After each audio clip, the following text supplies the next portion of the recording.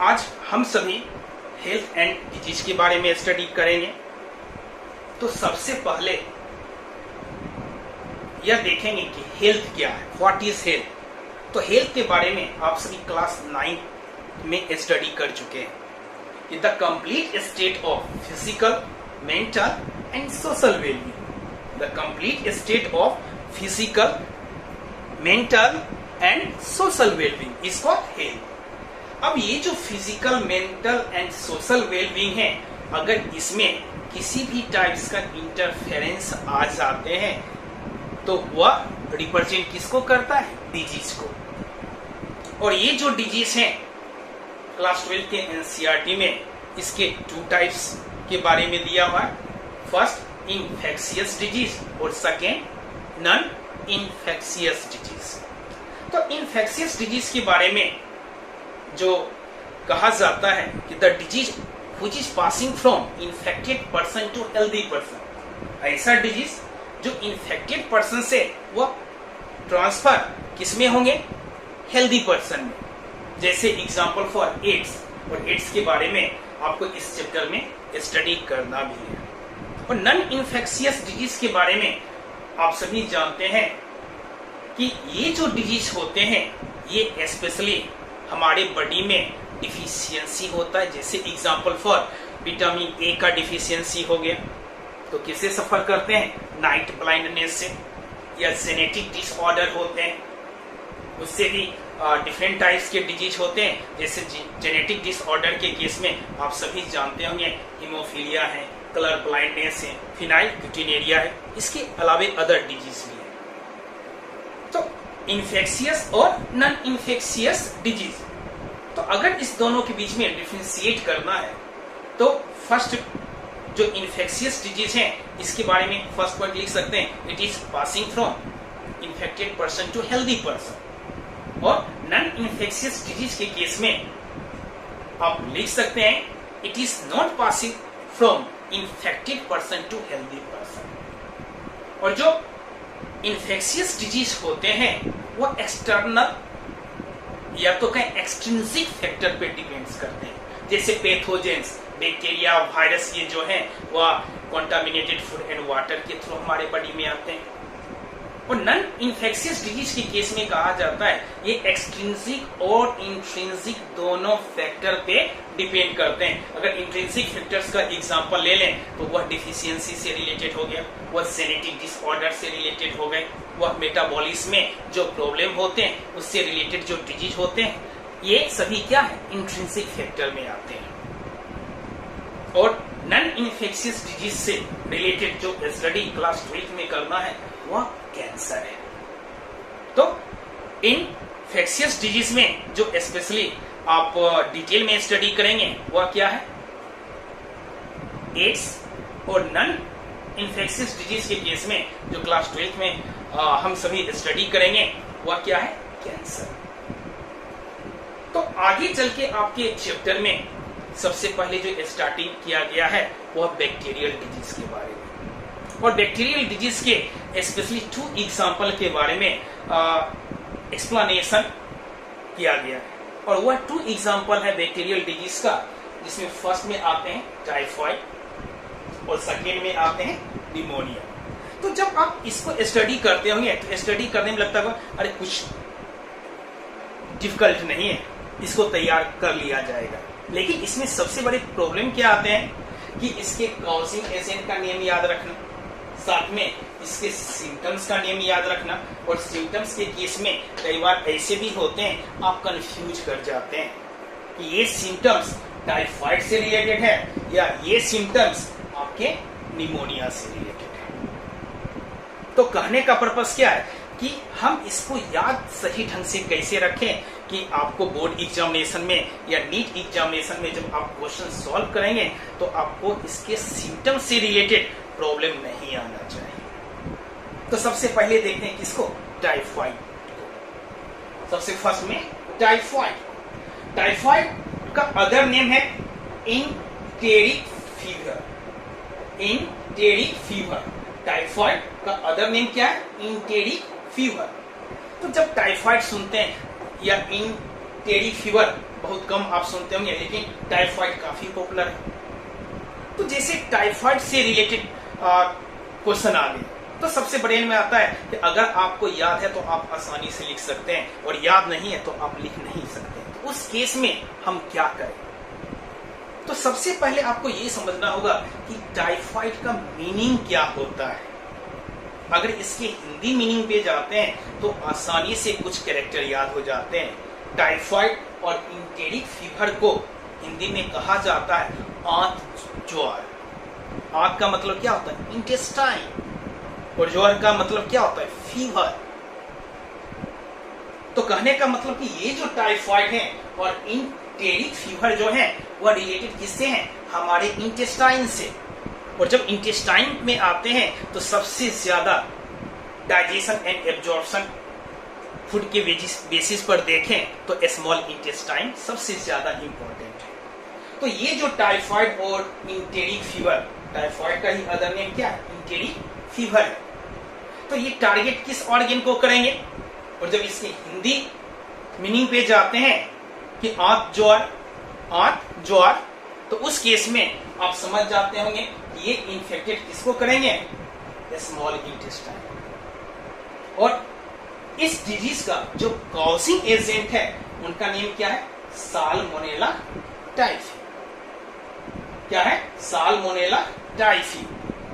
तो टाइफाइड और enteric fever के कॉजिंग एजेंट का नेम क्या है? Salmonella typhi. Salmonella typhi.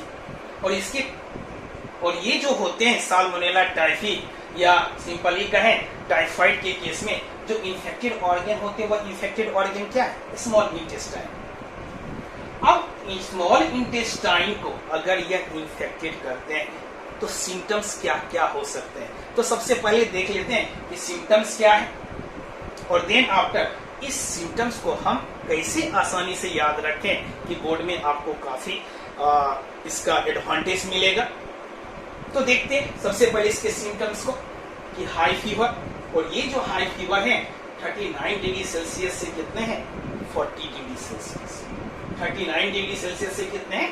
40 degree Celsius. और इसमें क्या हो रहा है? Weakness, stomach pain, constipation, headache, loss of appetite, भूख का कम लगना। तो एक बार फिर से देखते हैं कि जो डिजीज है वह टाइफाइड है। टाइफाइड का अदर नेम इंटेरिक फीवर।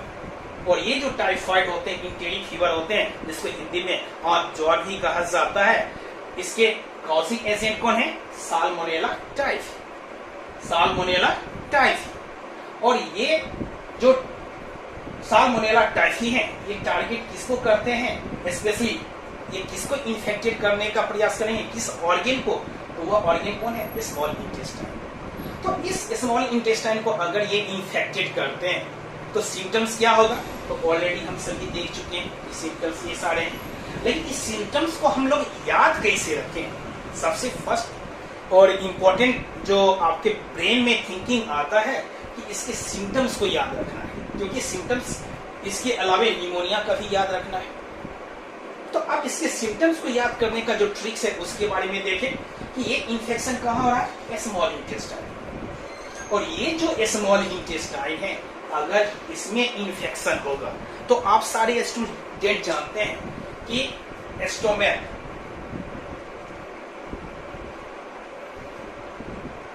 में जो डाइजेस्टिव फूड पार्टिकल्स हैं उनको जाना कहाँ है? स्मॉल इंटेस्टाइन में। स्मॉल इंटेस्टाइन में। और स्मॉल इंटेस्टाइन में जब फूड का कंप्लीट डाइजेशन एंड एब्जॉर्प्शन हो जाते हैं, देन आफ्टर जो अनडाइजेस्टेड फूड पार्टिकल्स होते हैं वह कहाँ आते हैं? लार्ज इंटेस्टाइन में।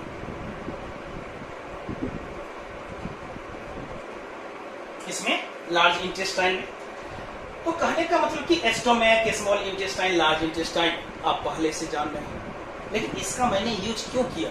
तो इसके पीछे पर्पस क्या है कि इसके सिम्टम्स को याद रखना है। तो आप देखिए स्मॉल इंटेस्टाइन में प्रॉब्लम हो रहा है और जो मेन कॉजिंग एजेंट है प्रॉब्लम का वह कौन है? Salmonella typhi. किसमें प्रॉब्लम कर रहा है? स्मॉल इंटेस्टाइन में। स्मॉल इंटेस्टाइन में प्रॉब्लम कर रहा है। तो अगर स्मॉल इंटेस्टाइन में प्रॉब्लम होगा, इन्फेक्शन होगा, तो उसका असर तो स्टोमैक पर भी पड़ेगा, उसका असर लार्ज इंटेस्टाइन पर भी पड़ेगा। और अगर स्टोमैक पर उसका इफेक्ट पड़ेगा तो प्रॉब्लम क्या है? स्टोमैक पे। और अगर लार्ज इंटेस्टाइन पे उसका इफेक्ट पड़ेगा तो प्रॉब्लम क्या है? कॉन्स्टिपेशन। प्रॉब्लम क्या है? कॉन्स्टिपेशन। कॉन्स्टिपेशन के केस में आप सभी जानते हैं कि जब आप कॉन्स्टिपेशन से सफर करते हैं और जब आप मॉर्निंग में या इवनिंग में अपने फेकल मटेरियल को रिलीज करने के लिए जाते हैं, तब वहां पे आप प्रॉब्लम को फेस करते हैं। जो अनडाइजेस्टेड फूड पार्टिकल्स हैं स्पेशली वह रिलीज कहां से हो रहा है? तो लार्ज इंटेस्टाइन से। और आप सारे बच्चे जानते हैं कि लार्ज इंटेस्टाइन में सीकम, कॉलम और रेक्टम होते हैं और फाइनली अनडाइजेस्टेड फूड पार्टिकल्स को एनस के थ्रू बाहर निकलना पड़ता है। तो अगर स्मॉल इंटेस्टाइन में प्रॉब्लम है तो लार्ज इंटेस्टाइन में भी होगा।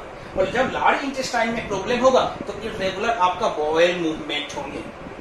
इरेगुलर आपका क्या हो जाएगा? Vowel movement. और जैसे इरेगुलर वो मूवमेंट होगा, वॉवेल मूवमेंट, तो उस केस में कॉन्स्टिपेशन होंगे, आप फेस करेंगे कॉन्स्टिपेशन का प्रॉब्लम। तो स्मॉल इंटेस्टाइन में प्रॉब्लम हुआ तो एक उससे रिलेटेड प्रॉब्लम कहां स्टार्ट हो चुका है? स्टोमैक में। तो स्टोमैक में पेन हुआ। देन आफ्टर लार्ज इंटेस्टाइन में भी प्रॉब्लम होंगे क्योंकि स्मॉल इंटेस्टाइन में प्रॉब्लम हो चुके हैं। तो वह प्रॉब्लम रिलेटेड किससे होगा? सिम्टम्स के फॉर्म में कॉन्स्टिपेशन से। किससे रिलेटेड होगा? कॉन्स्टिपेशन से।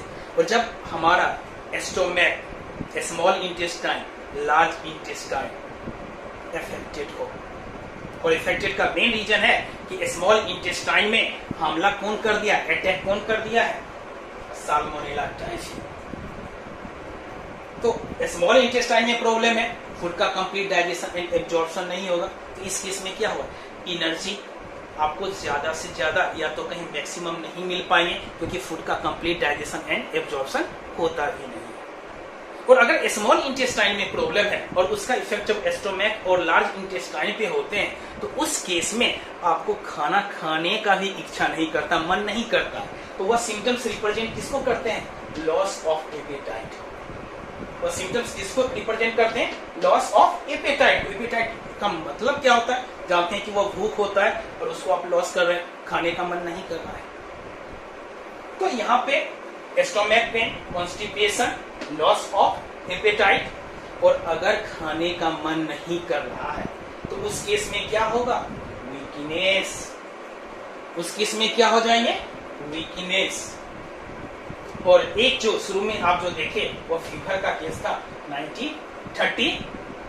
39 degree Celsius to 40 degree Celsius.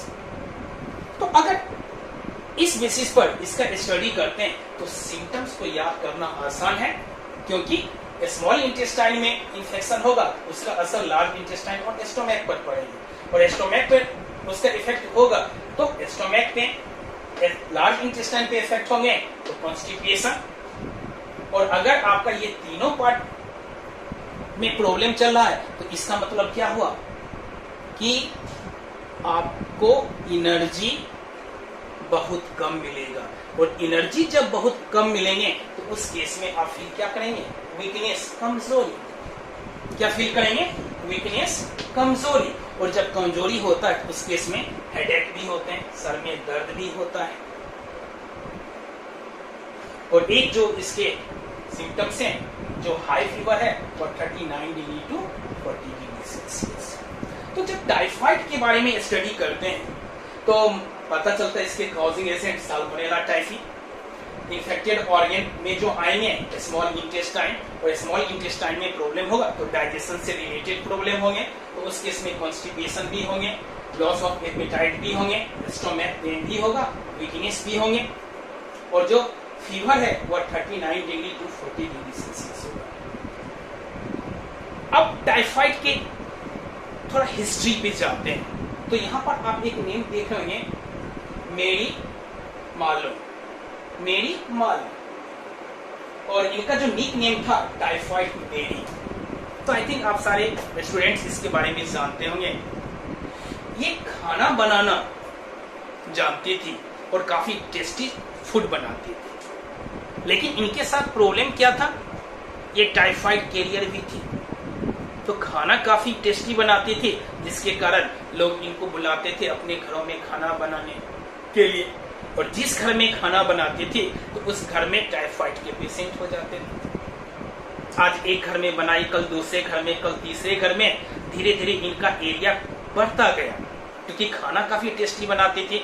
आज की भी डेट में देखते हैं कुछ आदमी जो होते हैं अपने घरों में खाना बनाने के लिए बाहर से पर्सन को मंगवाते हैं और वो आपके घर में खाना बनाती हैं। तो सेम केस किसके साथ था, मेरी मालोन के साथ, क्योंकि ये टेस्टी फूड बनाती थी। तो जिस घर में गई खाना बनाने के लिए सभी घर में टाइफाइड के पेशेंट हो गए। और वह उस समय के लिए यह एक न्यू डिजीज था, जैसे अभी कोरोना है। और जब गवर्नमेंट इस डिजीज के बारे में स्टडी करने का प्रयास किया तो उनको ये एहसास हुआ कि ये जो मेरी मालोन है, जिस घर में खाना बनाती हैं उस घर में ये टाइफाइड का प्रॉब्लम आ रहा है, उस घर में ये टाइफाइड का प्रॉब्लम आ रहा है। तो उसके लिए इनको कितने बार कहा गया आप अपने घर से ना निकलें, आप किसी के घर में खाना नहीं बनाएं। तो कुछ दिनों के लिए इन्होंने तो बात मान लिया, लेकिन फिर भी इन्होंने कोर्ट में जाके इसके बारे में जानकारी दी। मैंने डॉक्टर से चेकअप करवाया है, लेकिन टाइफाइड से रिलेटेड कोई भी सिम्टम्स मेरे में नहीं है, तो हमसे कैसे किसी दूसरे पर्सन में टाइफाइड हो जाता है, क्योंकि टाइफाइड तो हमको होता नहीं है, हम तो इतने दिनों से काम कर रहे हैं। और जब किसी के घर में खाना बनाने के लिए जाते हैं तो टाइफाइड से अदर पर्सन जो सफर कर जाते हैं उसके लिए मैं कैसे रिस्पॉन्सिबल। तो कोर्ट भी इस बात को सुनकर सोच में पड़ गए, लेकिन फिर भी उनको लास्ट में ये कहा गया कि आप खाना बनाना छोड़ दें, कोई दूसरा काम करें। और जब वह कोई दूसरा काम करना चालू की तो उनको उतना प्रॉफिट नहीं होता था। तो उस केस में फिर से वो चोरी छिपे दूसरे के घरों में खाना बनाने के लिए जाती थी, जहां इनके बारे में पर्सन नहीं जानते थे, ऐसे घरों में जाती थी। तो एक्चुअली इनका जो निक नेम रखा गया टाइफाइड मेरी, और इसी के कारण, इसके कारण का मतलब क्या, ये टाइफाइड के कैरियर थी और इन्हीं के नाम पर ये काफी पॉपुलर हो गया, टाइफाइड। अब नेक्स्ट जो डिजीज है वह क्या है, निमोनिया। और टाइफाइड भी बैक्टीरियल डिजीज है, निमोनिया भी बैक्टीरियल डिजीज है। और जब निमोनिया को देखते हैं तो सबसे पहले हम ये देखें कि ये इन्फेक्टेड किस ऑर्गन को करेंगे, कॉजिंग एजेंट को बाद में हम लोग देखेंगे। तो ये इन्फेक्टेड या टारगेट स्पेशली किसको करते हैं, तो लंग्स को। ये स्पेशली टारगेट किसको करते हैं, लंग्स को। और ये जब लंग्स को इन्फेक्टेड करते हैं और लंग्स में जो एल्वेली जो होते हैं उसमें क्या होते हैं, फ्लूइड जो होते हैं फिलअप हो जाते हैं, भर जाते हैं। तो अगर लंग्स के एल्वेली में फ्लूइड फिलअप हो जाएंगे तो प्रॉब्लम क्या होगा, लंग्स का मेन फंक्शन क्या है, एयर को लेना और एयर को छोड़ना। और एयर जो ले रहे हैं उसमें सबसे ज्यादा पार्शियल प्रेशर किसका है, ऑक्सीजन का। और जब एयर को वह छोड़ा जाता है तो उसमें सबसे ज्यादा पार्शियल प्रेशर किसका होता है, उस एयर में, उस मिक्सचर ऑफ गैसेस में, कार्बन डाइऑक्साइड। तो अगर लंग्स में पहले से ही फ्लूइड फिलअप हो चुके हैं उनके एल्वेलाई में, जैसे मान लीजिए कि एक कोई थैला है, थैला पूरा भरा हुआ है और हम जाने कि थैला पूरा भरा हुआ है और अगर उसमें कुछ एक्स्ट्रा सामान रखना चाहें तो क्या वह थैला में जाएगा, नहीं जाएगा। और यहाँ क्या है कि इनके एल्वेली में फ्लूइड भरा हुआ है। तो जब इनहेलेशन करेंगे, जब इंस्पिरेशन करेंगे तो जो एयर है और एयर में जो सबसे ज्यादा पार्शियल प्रेशर जो ऑक्सीजन का है वो उनका एंट्री कैसे होगा, क्योंकि ये एरिया तो पहले से भर चुका है फ्लूइड से। क्यों भरा है, तो उसके जो कॉजिंग एजेंट हैं किसके, निमोनिया के, जो आप यहाँ पर देख रहे हैं। तो इन्होंने इन्फेक्ट किया लंग्स को और लंग्स के एल्वेलाई में फ्लूइड फिलअप हो गए। तो वह एयर कैसे आएगा, और जब एयर नहीं आएगा तो ऑक्सीजन का प्रॉब्लम होगा। जब एयर नहीं आएंगे तो उस केस में क्या होंगे, ऑक्सीजन का प्रॉब्लम होगा, इंस्पिरेशन का प्रॉब्लम होंगे, एक्सपीरिएशन का प्रॉब्लम होगा और साथ में कुछ सिम्टम्स भी आएंगे। और ये जो सिम्टम्स हैं आप सारे बच्चे पहले से भी जानते हैं, fever, chills, cough, headache, lips and finger nails में turn to grey to bluish in colour. तो अब यहाँ पर फर्स्ट टारगेट क्या है कि ये जो निमोनिया है, इसकी कॉजिंग एजेंट का नेम क्या है? तो देखें स्ट्रेप्टोकोकस निमोनिया, तो इन्हीं के नेम पे डाल दिया गया। लेकिन साथ में देखें एक दूसरा कॉजिंग एजेंट है, वह कौन है? हीमोफिलस इन्फ्लुएंजाe। तो ये इसकी कॉजिंग एजेंट हैं। और टारगेट ऑर्गन कौन है इसका? लंग्स। टारगेट ऑर्गन्स कौन है इसके? लंग्स है। और लंग्स में स्पेशली एल्वेलाई के केस में फ्लूइड जो होते हैं वह भर जाते हैं और ये इसके कुछ कॉमन सिम्टम्स। तो जब कॉमन सिम्टम्स को हम लोग देखते हैं तो देख रहे हैं कि चील है, कफ है, हेडेक है, फीवर है और ये जो लास्ट में देख रहे हैं कि लिप्स और फिंगर नेल्स, लिप्स और जो आप देखते हैं लिप्स एंड फिंगर नेल्स में turn to grey to bluish in colour. अब इस सिम्टम्स को कैसे ब्रेन में रखना है? तो इसके सिम्टम्स को याद रखने के लिए आप थोड़ा अपने प्रैक्टिकल लाइफ में जाइए। जब विंटर का सीजन होता है, जब ठंड का मौसम आता है, तो उस केस में आप देखते होंगे सबसे ज्यादा जो कॉमन प्रॉब्लम होता है वह कफ का होता है, वह हेडेक का होता है। सर्दी के दिनों में क्या हुआ? कफ हो गया, कफ जैसे हो गए तो हेडेक का प्रॉब्लम होता है, सर में दर्द हो रहा है और साथ साथ में फीवर भी आ रहे हैं। और यहाँ पर जो देख रहे हैं कि लिप्स और फिंगर नेल्स जो हैं, लिप्स एंड फिंगर नेल्स में turn to grey to bluish in colour. तो विंटर सीजन में स्पेशली कॉमन जो सिम्टम्स आ जाते हैं, कफ का आना, हेडेक का आना, साथ में थोड़ा फीवर का आना। और ये कब होते हैं? जब आप प्रिकॉशन नहीं रखते हैं। तो कफ तो कॉमन हो जाता है और कफ हो गया तो हेडेक होगा और कफ और हेडेक है तो ऑटोमेटिकली है कि बॉडी का टेम्परेचर थोड़ा एडजस्ट करना चाहेगा और उस केस में फीवर भी आ जाते हैं। अब यहाँ पर जो आप देखें कि ये जो लिप्स के बारे में कहा जा रहा है या फिंगर नेल्स के बारे में कहा जा रहा है, इनका जो कलर ग्रे से है किसमें कन्वर्ट हो रहा है? ब्लूइश में। ये किस कलर में कन्वर्ट हो रहे हैं? ब्लूइश इन कलर में कन्वर्ट हो रहे हैं। तो इस कैरेक्टर को कैसे याद रखें? तो इसको याद रखने का एक सिंपल सा कंसेप्ट आपको लगाना पड़ेगा कि लंग्स में प्रॉब्लम हो रहा है। लंग्स में प्रॉब्लम का मतलब कि ऑक्सीजन में भी प्रॉब्लम होगा। और जब ऑक्सीजन में प्रॉब्लम होगा इसका मतलब चांसेस किसका है? डीऑक्सीजनेटेड ब्लड का चांसेस ज्यादा है और इम्प्योर ब्लड का चांसेस ज्यादा है। और डीऑक्सीजनेटेड ब्लड और इम्प्योर ब्लड का चांसेस जब ज्यादा होगा और जहां पर वह स्पेशली विजिबल्स हो सकते हैं, जैसे लिप्स के केस में, नेल्स के केस में कहा जाता है कि वहां पर उसके कारण कलर क्या हो जाता है? ब्लूइश। तो आप समझ रहे हैं कि ये डीऑक्सीजनेटेड के कारण लिप्स और फिंगर नेल्स जो हैं, जो स्पेशली ग्रे में हैं, वह ब्लूइश कैसे हो गए? कि अगर प्योर ब्लड प्रेजेंट रहते हैं और जहां भी प्योर ब्लड है, जहां भी प्योर ब्लड का सर्कुलेशन सही ढंग से हो रहा है, तो वहां का अपीयरेंस मैक्सिमम क्या होंगे? कम से कम रेड तो होगा। पर जनरली जो कलर है, जैसे आप नेल्स का देखते हैं, वह कैसा कलर होता है? ग्रे।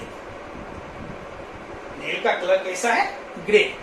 लेकिन जैसे ऑक्सीजन की कमी हो गई और डीऑक्सीजनेटेड ब्लड का परसेंटेज इंक्रीज कर रहा है, तो उस केस में ये जो ग्रे कलर है वह ब्लूइश कलर में कन्वर्ट हो रहा है। और इसको याद रखने का एक सिंपल सा याद रखिएगा कि समुद्र मंथन हुआ था, वहां पर अमृत और विष भी आए थे।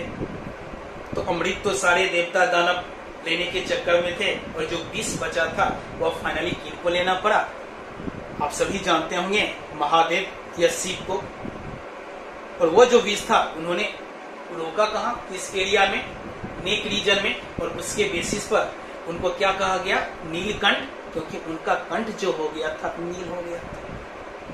तो उसी बेसिस पर कुछ ट्रिक्स बनाने हैं कि जो ग्रे हैं वह कन्वर्ट किस में हो रहे हैं, ब्लूइश में, क्योंकि प्योर ब्लड का सप्लाई अब कम हो रहा है, क्योंकि लंग्स में प्रॉब्लम आया। तो उसका एडवांटेज कौन उठाएंगे, इम्प्योर ब्लड। और इम्प्योर ब्लड जब एडवांटेज उठाएंगे तो कुछ न कुछ सिम्टम्स आएंगे, और उसमें से एक सिम्टम्स जो है कि लिप्स एंड फिंगर नेल्स जो ग्रे इन कलर है उसको कन्वर्ट किसमें होना पड़ता है, तो ब्लूइश इन कलर। तो इसके बेसिस पर आप सभी आसानी से इस दोनों के सिम्टम्स को याद रख सकते हैं। जैसे एक बार फिर से शॉर्ट में इस दोनों के बारे में देख सकते हैं। ये दोनों क्या है, बैक्टीरियल डिजीज, टाइफाइड और निमोनिया। टाइफाइड के कॉजिंग एजेंट कौन है, साल्मोनेला टाइफी। और ये टारगेट किस ऑर्गन को करता है, स्मॉल इंटेस्टाइन को। और अगर ये स्मॉल इंटेस्टाइन को टारगेट करते हैं तो कुछ सिम्टम्स आते हैं, high fever, weakness, stomach pain, constipation, headache, loss of appetite. और ये जितने भी सिम्टम्स हैं इसको समझने के लिए आपको बताए थे स्मॉल इंटेस्टाइन में प्रॉब्लम होगा तो वो असर स्टोमक पर भी होगा और लार्ज इंटेस्टाइन पे भी होगा, क्योंकि जो फूड आपके माउथ में है वह इसोफेगस से होकर स्टोमक और स्टोमक से स्मॉल इंटेस्टाइन, और स्मॉल इंटेस्टाइन में जब फूड का कंप्लीट डाइजेशन एंड एब्जॉर्प्शन हो जाता है तब तो वह जाते कहाँ है, लार्ज इंटेस्टाइन में। कौन, अनडाइजेस्टेड फूड पार्टिकल्स इसमें जाते हैं, लार्ज इंटेस्टाइन में। लेकिन प्रॉब्लम तो स्मॉल इंटेस्टाइन में है, तो असर तो स्टोमक और लार्ज इंटेस्टाइन पर भी होगा। तो अगर स्टोमक पर वो असर होगा तो वह स्टोमक पेन से, लार्ज इंटेस्टाइन कॉन्स्टिपेशन से रिलेटेड हो गए। तो अगर स्टोमक में भी पेन है, कॉन्स्टिपेशन भी है, तो सिंपल सा है कि ऐसे पर्सन को वीकनेस भी होंगे, और जब ये वीकनेस भी है, कॉन्स्टिपेशन भी है, स्टोमक पेन है, तो उसका असर हेड रीजन में होगा, तो हेड भी होंगे। और ये जब इतना प्रॉब्लम एक साथ चल रहा है कि constipation, weakness, stomach pain, headache, तो उस केस में खाने की इच्छा भी नहीं होती है। और इस टाइफाइड के लिए एक टेस्ट है, जिस टेस्ट का नाम क्या है, विडाल टेस्ट। तो ये क्वेश्चन काफी पॉपुलर है कि विडाल टेस्ट जो होते हैं वो किस डिजीज के लिए एप्लीकेबल है, किस डिजीज के आइडेंटिफिकेशन में या आइडेंटिफाई करने में हेल्प करते हैं। तो वह कौन सा है, टाइफाइड और इंटेडी फीवर। निमोनिया के केस में जो आप देख रहे हैं इसके जो मेन कॉजिंग एजेंट है स्ट्रेप्टोकोकस निमोनिया, और एक दूसरा जो देख रहे हैं हीमोफिलस इन्फ्लुएंजा। और इनका टारगेट ऑर्गन कौन है, लंग्स। और लंग्स में अगर ये टारगेट करते हैं तो उसका असर किस पर देखने को मिलता है, एल्वेली। और ये जो एल्वेली होते हैं इनके इन्फेक्शन के कारण उसमें क्या हो जाता है, फ्लूइड फिलअप हो जाते हैं, जिससे प्रॉब्लम क्या होता है, इनहेलेशन के केस में एयर जिसको लंग्स में आना है, स्पेशली ऑक्सीजन को, उनके साथ प्रॉब्लम होता है, वह जितना अमाउंट आना चाहिए वह नहीं आ पाता।